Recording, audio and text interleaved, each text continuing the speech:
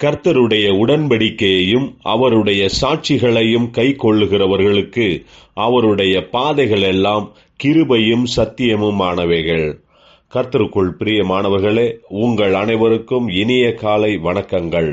இன்றைய வேதவசன தியானத்திற்கென்று நாம் தெரிந்தெடுத்திருக்கும் வேத பாகமானது மத்தேயு 1:20.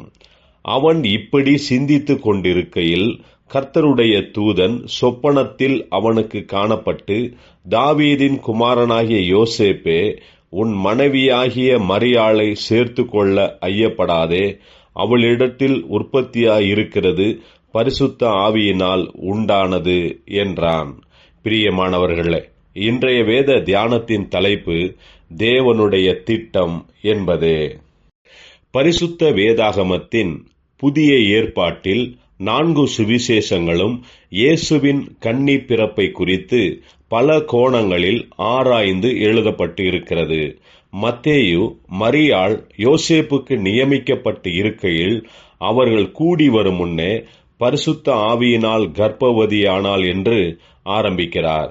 யோசேப்பு இதை அறிந்து மரியாளை ஏற்றுக்கொள்ளவில்லை.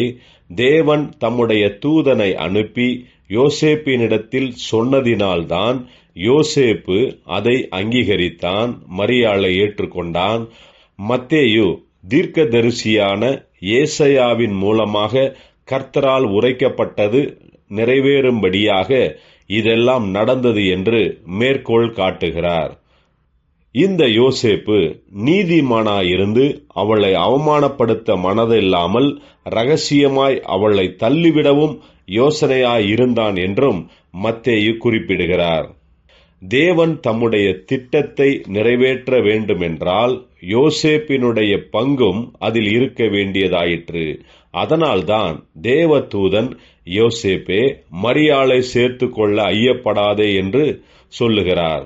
பிரியமானவர்களே, எந்த ஒரு தேவனுடைய திட்டமும் நிறைவேற வேண்டும் என்றால் தேவன் சரியான நபரை தெரிந்து கொண்டு அழைக்கிறார். அழைப்புக்கு கீழ்ப்படுகிறவர்களை ஆசீர்வதிக்கிறார்.